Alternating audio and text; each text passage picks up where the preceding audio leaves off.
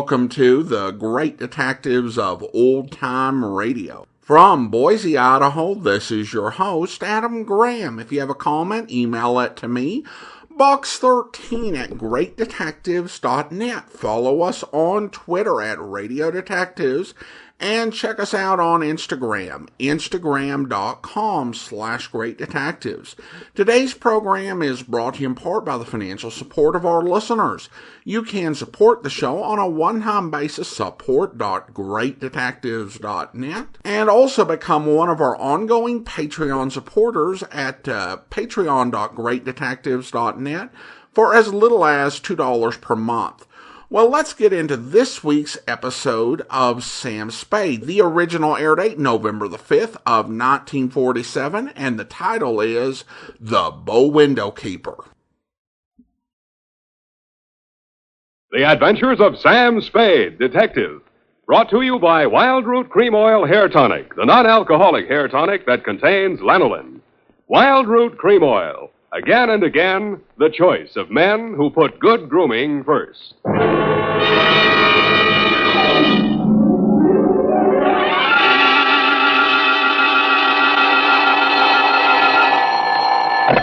Sam Spade Detective Agency. Hello, sweetheart. It's only me. Oh, Sam. Why so modest? Women, Effie.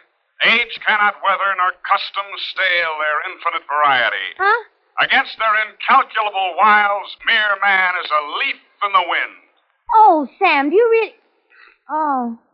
Who was she and how windy was it? Cyclonic, Effie. We had to close every window in the house. But If you will just contain your natural feminine curiosity for a few moments, I'll be right down to dictate my report on the bow window caper.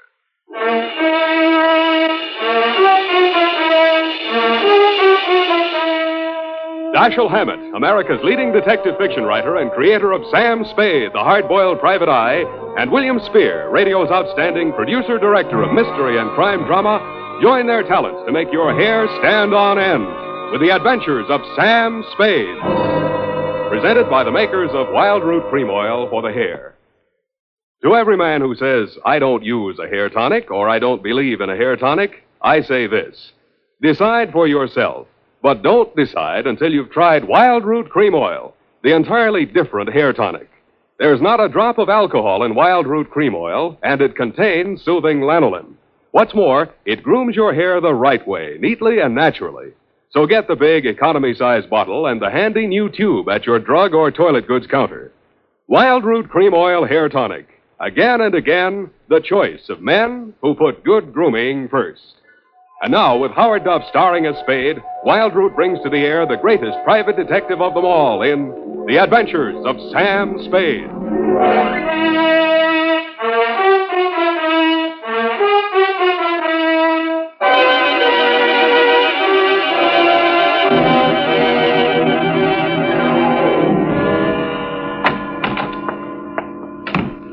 Sam, what's a bow window? A bow window. Bow window is a bay window that you look into instead of out of. Look into instead of out. Oh. Oh, Sam. Get your book, Panther Girl, and slink on in. Well, what was she trying to see through the bow window? I mean, whose house was it? Her own. But if it was her own house, then why would she It just goes to show you, darling, what some women will stoop to. It does? There was a low window. Oh. Well, whenever you're ready, Sam. Date November 10. 9th. 9th. Correct. 1947. To Dr. Helmut Ries. I was right for once. Yeah. From Samuel Spade, license number 137596. Subject, the bow window caper. Dear Dr. Ries, I know that this report will not make pleasant reading for you, but you paid for it, so here it is. As far as I was concerned, it all started on Thursday morning when you called at my office. From your story, I gathered it had been going on for some time. You will say these are merely the actions of a jealous woman, Mr. Spade. But I assure you there's more to it than that. It must be a carefully thought-out plan to ruin my career, my My whole life. In what way, Dr. Reese? She spies on my private consultations. Insults my women patients. I can no longer even keep a nurse for more than a week at a time. Scenes, hysterics, outbursts of violence. I cannot continue my work under such conditions. Well, why don't you give her a divorce? Why, no. This is not her desire. If it were, it would be simple. No, she wants to bring me to ruin. She wants to see me on my knees in front of the populace. Why? That is what I want to find out. Why? Doctor, I think you ought to take this case to a head doctor. I have consulted a psychiatrist. He examined her. She's perfectly competent mentally. So you see, there is here already some mystery, for which one comes to a detective. How long has this been going on, Dr. Reese? Since 3 months only. But in this time, she has reduced me to utter desolation. Dr. Reese was a very good divorce lawyer right down the hall from my office. No. I discussed the matter of a divorce with her a few days back. This was her answer. You see, a receipt for the purchase of a gun. And this note in her handwriting. I hope you will not force me to use this. Esther. Yes. Well, what do you think she has in mind? Murder or suicide? She refused to discuss it. But one thing I have noticed. Since she has bought this gun, a new development. A strange man watches my house. Several times I have caught him following me. Well, she might have hired a detective to check on whether you visit a lawyer. Perhaps it is very simple, but it is all too strange to be harmless. I half-heartedly agreed that it might be, Dr. Reese, and when your check for $100 didn't bounce, I went to work wholeheartedly. I reached your house on Pacific Avenue just as the street lights were going on. It's a quiet neighborhood, so I could hear it before I got close enough to read the number on the door. Get out! Get out of this house! Get out! You have no... Get out! They seemed to be slugging their way toward the back of the house, so I decided to risk an entrance. I found the doorbell, and I was about to punch it when I caught sight of your mystery man. He was crouched in a clump of shrubbery that grew under the bow window at the corner of the house. He was still there with his eyes glued to the window when I walked up behind him. Hey, let go of me. Let go. Come on. You're going inside. Listen, I'm not just a snooper. I didn't say you were. I'm just inviting you inside for a better look. Now, I'm warning you, if you don't let go of me, Stop squirming, will you? Go!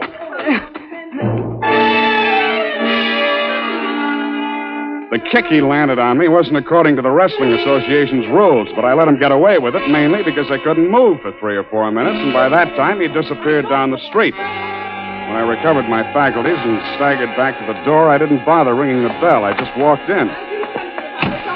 The hen fight was still going on somewhere in the upper reaches of the house. Then a door burst open on the upper landing, and a girl in a nurse's uniform ran down the stairs toward me, pursued by a pale little woman with a pinched face who was brandishing a pair of brass fire tongs. You brushed past me, Dr. Reese, and headed off the pursuer. Esther, stop this! Stop this at once! Have you gone crazy? Give me those fire tongs. Give them to me. What's the matter, Helmut? Afraid I'll mar your light of love's beauty? What started this? I caught her creeping about the kitchen. She was going to poison my food. I explained to you, Mrs. Reese. The doctor... Oh, don't bother explaining, Miss Roberts. These morbid fancies of hers. Don't think I don't know what goes on in that office. That office when I'm not allowed anymore. That's only because you make the patient so nervous, Esther. I know what goes on. You and those women. That will do, Esther. Go to your room. Very well. But I won't have that woman in this house another day, Helmut. Is that understood? Go to your room, Esther. I'm going. But remember what I said. I've warned you both. I can't. There, Miss Roberts. Now don't. There. I can't stand any more, Doctor. I tell you, it's making me a nervous wreck. I just... Dr. Reese. Huh? Oh, Mr. Spade. You saw, you heard? Yeah. Come into my office. We'll talk. I think we'd better. Doctor, there's still one more patient waiting to see you, Doctor. Well, have her wait a little longer. Yeah. This way, Mr. Spade.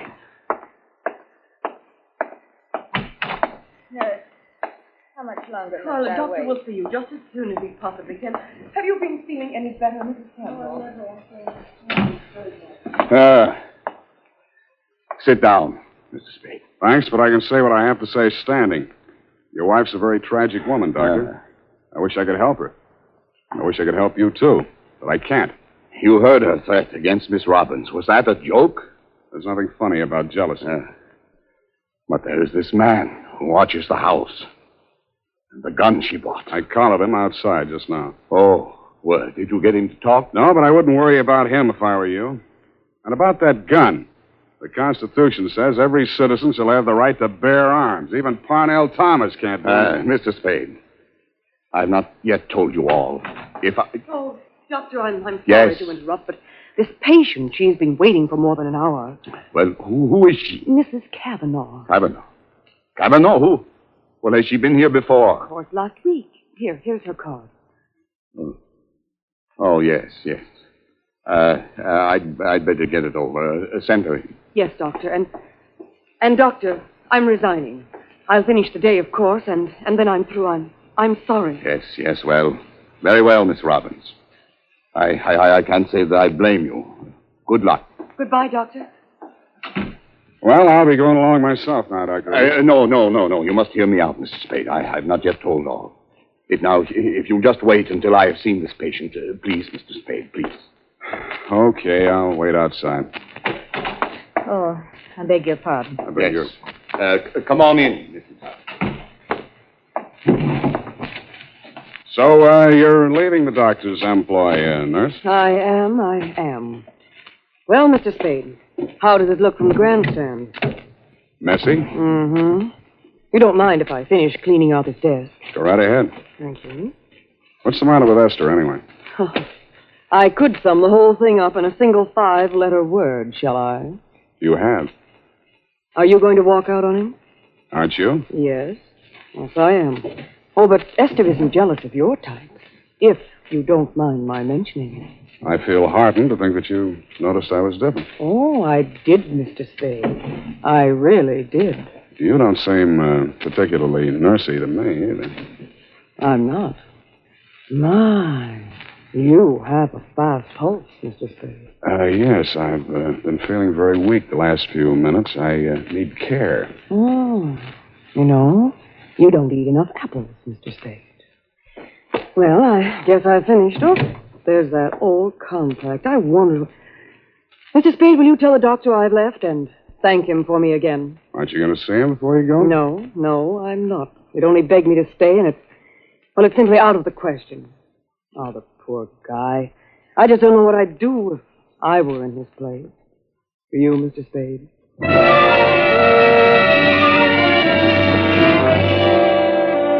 I did, and I told her. She told me I was a victim of hypertension and left me with my mouth open and no thermometer in it. 5 minutes after she'd gone out through the front entrance, your wife came down the stairs, looking knowingly at me and the door to the doctor's office, and left by the same route. 10 minutes after that, I was halfway through a 1937 National Geographic that was the latest edition on the waiting room table, and had reached the third paragraph on the natural beauties of Winona County, Minnesota. But I never finished it. I will be back in a minute. What?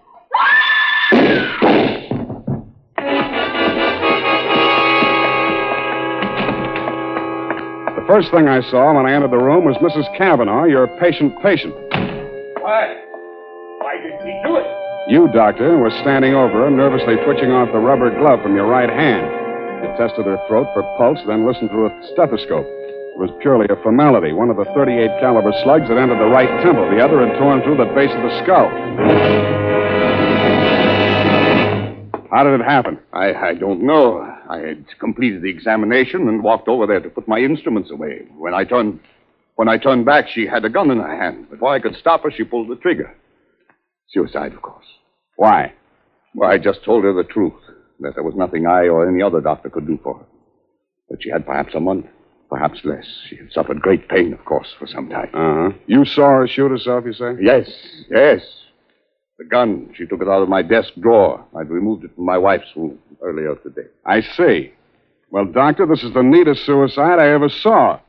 No powder burns, and from the way she's lying, she must have shot herself from the direction of that window, at least 10 feet away. She screamed before the shots were fired and had time to fire a second bullet into her head and throw the gun across the room before she fell. Well, Helmut, at last it's happened, hasn't it? Esther, leave this room. I told Helmut one of the husbands would catch up with him. Pretty, wasn't she? I don't remember this one.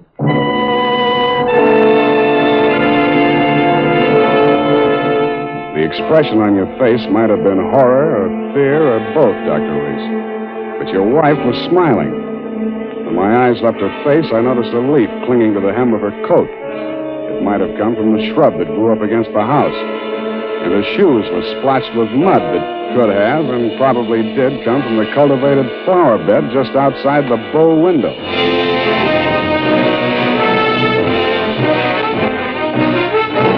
The makers of Wild Root Cream Oil are presenting the weekly Sunday adventure of Dashiell Hammett's famous private detective, Sam Spade.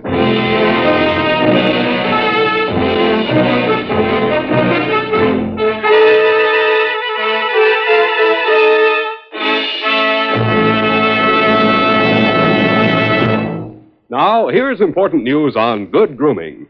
Better than 4 out of 5 users of Wild Root Cream Oil say they prefer Wild Root Cream Oil to all other hair tonics. Here is new and even more conclusive evidence that Wild Root Cream Oil is again and again the choice of men who put good grooming first. So if you want the well-groomed look that helps you get ahead socially and on the job, listen. Recently, thousands of people from coast to coast who bought Wild Root Cream Oil for the first time were asked, how does Wild Root Cream Oil compare with the hair tonic you previously used? The results were amazing. Better than 4 out of 5 who replied said they preferred Wild Root Cream Oil. And no wonder. It gives you the advantages that men consider most important. Wild Root Cream Oil grooms your hair neatly and naturally, relieves annoying dryness, and removes loose dandruff. What's more, non-alcoholic Wild Root Cream Oil is the only leading hair tonic that contains soothing lanolin. That's like the oil of your skin. So ask for Wild Root Cream Oil. Again and again, the choice of men who put good grooming first.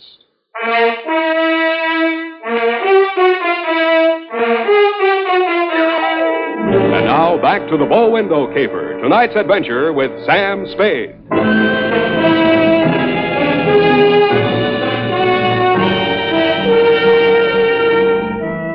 Obviously, there were 2 equally good suspects in the Kavanaugh murder. Either your wife had killed her in a jealous rage, or you'd killed her with your wife's gun to frame her for the murder. I decided to let the police worry it out and went home to bed. The morning headlines were a bit of a surprise. Nurse sought in shooting of mystery woman. Item. The cops had found Celeste Robbins' fingerprints all over the murder gun. And item. Mrs. Kavanaugh, the murdered woman, had given a vacant lot as her address, and her body was lying unclaimed at the morgue. I decided to pay her a visit.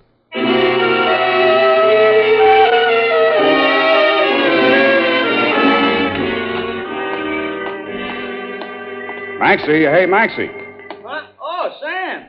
Sammy, my boy. Hey, it's good to look on you. How are you, Maxwell? Oh, fine, fine. What brings you here, Sam? The Kavanaugh woman. The Kavanaugh, huh? Let's see who's with us today. Stiftel, Milton, Schwartz, Kelly. I knew him. Nice guy. Feige. Kavanaugh. Rose. Hello, Rose. Hey, Sam, don't you want to look at Rose? No, I've seen her. Yeah, just checked her back in. Autopsy. Say, you do collect queer ones, Sam. Now, you take her. Why would anybody in the world knock her off? In her condition, all he needed to do was wait. A month. Couple of weeks. Bad as that, huh? Worse. Anybody claim her yet? Well, Hello. Something we can do for you? My name is Kavanaugh. I've come for my wife. He was standing with his back to me, and I didn't get a good look at his face until he walked over to the desk with Master. The voice tipped me even before I saw the face. It was the man I'd caught outside your office window less than half an hour before the murder. If he recognized me, he didn't let it show. I waited while he went in with Maxie. When he came out, there were tears streaming down his face. I'd been waiting for 2 reasons. I had some questions to ask him, and I had wanted to pay back that jolt he'd given me the night before. I left without doing either.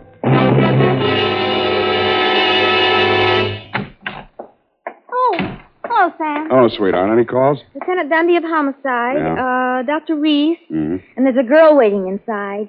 Wouldn't give any name. So you let her wait in my private office. Well, I don't think you'll mind when you've seen her. She's by way of being a knockout. Well, thank you, Effie. That was very thoughtful of you, John. You're welcome, Sam. Sam, please don't be angry with me for coming here. I had to talk to somebody. What you need is a good criminal lawyer, Nurse Robin. Oh, no. Oh, no. Do you think I killed that woman? How did your prints get on that gun? And don't tell me she threatened you with it and you grabbed it out of her hand. No, I didn't. I did nothing at all. Take it easy, Nurse. Take it easy. Would you like a drink or something? No, of course. Thank you anyway. I'll be all right. Well, she came in from shopping 3 days ago. Just as nice as pie. And she came creeping around. You know how she is. And she said, I bought something today. It's lovely. And with that, she hauled this gun out of her handbag. And so, to humor her, I took it and I looked at it. I was foolish. It certainly was foolish. Well, nickel-plated, ideal surface for fingerprints. And I remember she was wearing gloves. Struck me as peculiar at the time, but I'm so stupid. I didn't think of it until just now. Everything's a little peculiar about this caper. A woman who was dying anyway gets shot. Nobody even seems to know who she was. Doesn't make sense. No, it doesn't make much sense. What should I do, Sam? Give myself up? I think you should. Yes, I thought you'd say that. All right, phone the police. You got a lot of courage. Sure you don't want a drink? No, thank you. I'll be all right. I'll be all right. Homicide. Dundee. Dundee, Sam Spade. I got the Robbins girl here in my office. She wants to check in. Oh? Well, tell her to forget it, Sam. Reese's wife just made a full confession.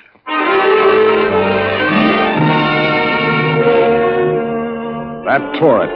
In my anxiety to see how you were bearing up under the shock, Doctor, I blew $1.50 of your money on a taxi all the way out to your address on Pacific Avenue.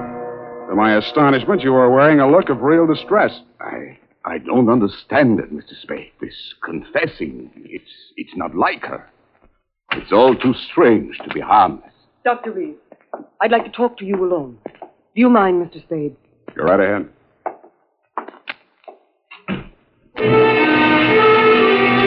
I strained my ears outside your consulting room, but all I could hear was a few vague murmurs.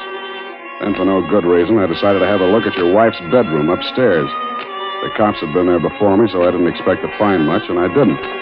I was tapping the woodwork for secret panels or something when I heard a heavy tread on the stairway. I wheeled around, my hands inside my coat. A jolly-looking character in coveralls was standing in the doorway. Home Electronics. I beg your pardon? Daggett, Home Electronics. I come to take the equipment. What equipment? The dictograph. She don't need it no more. Ask me, she hurt too much. Mrs. Reese had a dictograph installed? Yeah, a rental type installation. This here's a speaker.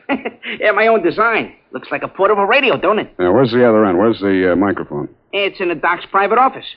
You interested, eh? Yeah, turn it on, will you? Oh, sure. Yeah, we'll get it tuned in a minute here. Oh, feedback. Wait a minute, I'll fix it. Let her talk. What can she tell? I don't know. But it's uncanny the way she knew Nice, huh? things. Every word we spoke together. That's because of the dictograph. Neat rig, huh? Shut up. We cannot allow this terrible tragedy to come between us. We love each other. Nothing can change that. Oh, boy. That's as nice, ain't it? Quiet. I just know, please don't. Now stop it, Helmut. I don't want you. Please don't. What is it, Celeste? What has happened to Jane? What has happened? You asked that. When I've been attacked by a madwoman and accused of murder, all in the space of 12 hours. But it's all over now. Just so, Helmut. Yes, it's all over. Can't you turn it up a little more? Oh, sure. Turn it up. Hold it. It's over. It's over. And I'm very, very ashamed. I suppose it was my usual thing. I always get sorry for a poor, weak man and get involved. But this time, I'm sorry for her. Celeste, please. When I was a kid, I liked it. It used to make me feel powerful and, well, to watch them squirm. But it's no fun anymore watching another woman in the agonies of jealousy. And you, I thought you were just weak. You're a brutal, unscrupulous murderer. What are you saying, Celeste? You killed Mrs. Cavanaugh. Why, that's impossible. You stood deliberately in that window and you fired 2 shots right at Hey, what gives you? Why weren't my fingerprints on that gun? Because you were wearing your rubber gloves, Doctor. Celeste, don't say any more. No.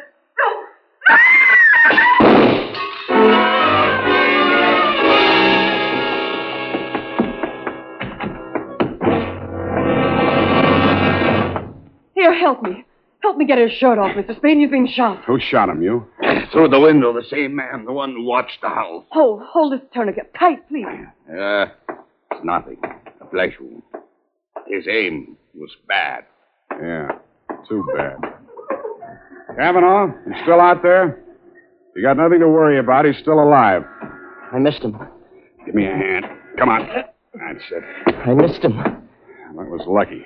You're taking the rap for your wife's murder, too, if you're a better shot. He did it. He killed my wife. I was at the window. I saw him.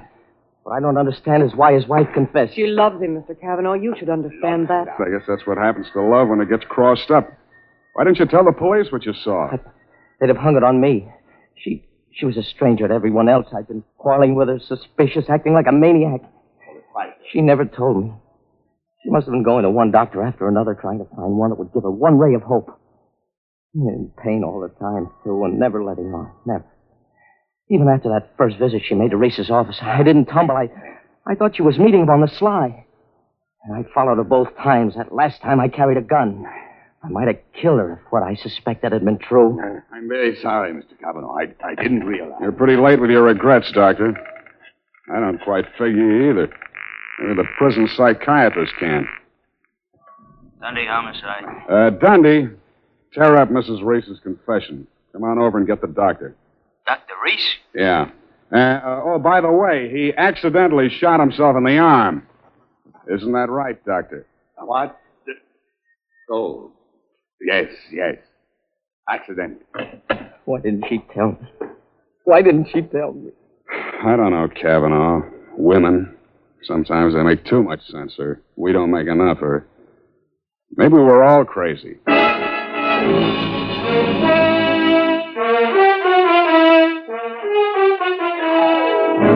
And that, Dr. Reese, is the crop. At the risk of laboring a point, there's also the mystery of why a nice girl like Celeste Robbins ever fell for a guy like you.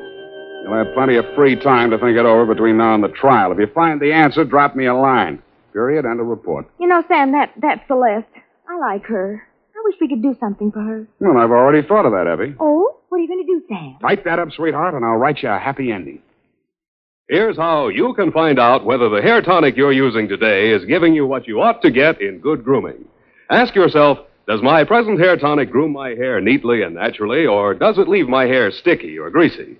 And does it relieve dryness and remove loose dandruff, too? Or does it do just a halfway job? Unless you can honestly say that your present hair tonic does all that for your hair, you owe it to yourself to try Wild Root Cream Oil right away. Try Wild Root Cream Oil and see for yourself how it improves your appearance, grooms your hair neatly and naturally, relieves dryness, and removes loose dandruff. It's non-alcoholic and contains soothing lanolin. Get the big economy-size bottle and the handy new tube that's easy to pack when you travel and grand for the bathroom cabinet.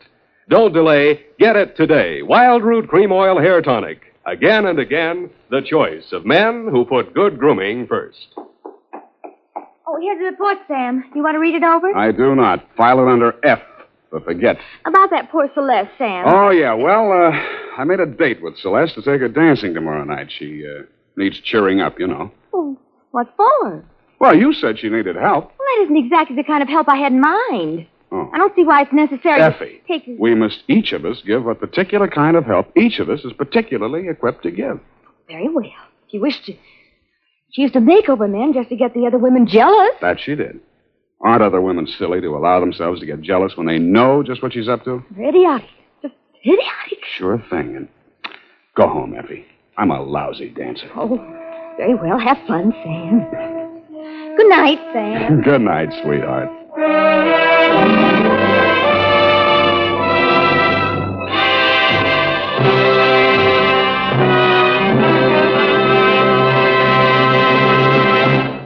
The Adventures of Sam Spade, Dashiell Hammett's famous private detective, are produced and directed by William Spear. Sam Spade is played by Howard Duff. Lorene Tuttle is Effie. The Adventures of Sam Spade are written for radio by Bob Tallman and Gil Dowd, with musical direction by Lud Gluskin.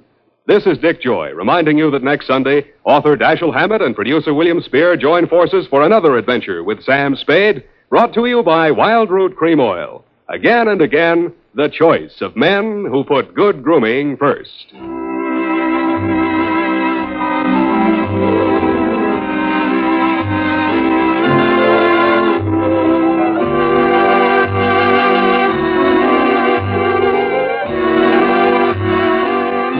Smart girls use wild root cream oil, too, for quick, good grooming and to relieve dryness between permanents. Mothers say it's grand for training children's hair. This is CBS, the Columbia Broadcasting System.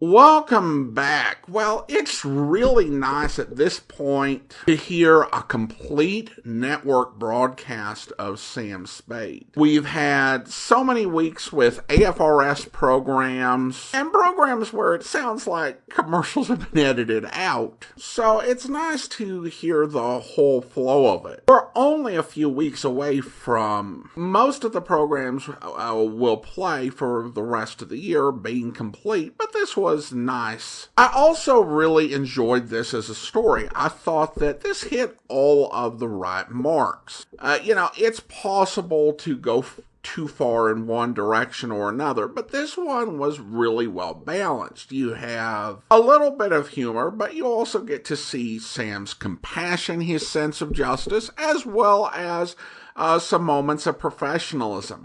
I did question a little bit the sound effects on that one scene where the husband of the murdered woman knocks Sam over. Seemed a little bit on the quiet side, but listening to it again, it seemed like, I guess that's within an acceptable range. So overall, a really solid episode. I hope you enjoyed it. Now let's go ahead and thank our Patreon supporter of the day. Thank you to Nora, Patreon supporter since August of 2016, currently supporting the program at the rookie level of $2 or more per month. Again, thanks so much for your support, Nora. And that will do it for today. If you are enjoying this podcast on YouTube, be sure to like the video, subscribe to the channel, and mark the notification bell. Next Monday, join us for another episode of Sam Spade. And a week from Tuesday, we'll be bringing you a previously uncirculated episode of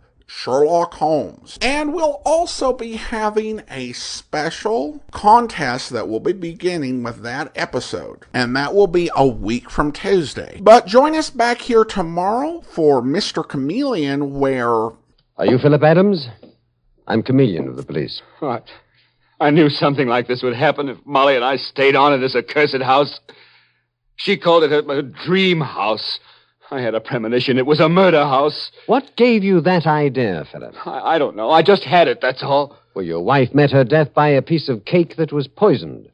I don't get the connection between it and this house. I begged her not to touch that cake, Mr. Chameleon.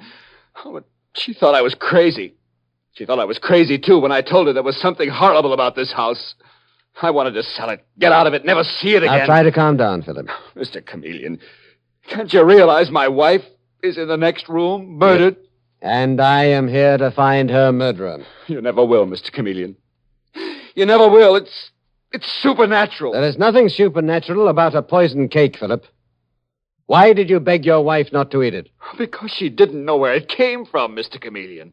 She didn't know where it came from. She didn't know where it came from? That's just the point. That's why I was afraid of it. Well, it got here some way, Philip. Of course it did. Mrs. Wall brought it. What? Mrs. Wall brought the poisoned cake here? I hope you'll be with us then. In the meantime, do send your comments to box13 at greatdetectives.net. Follow us on Twitter at Radio Detectives. And check us out on Instagram, instagram.com/greatdetectives. From Boise, Idaho, this is your host, Adam Graham, signing off.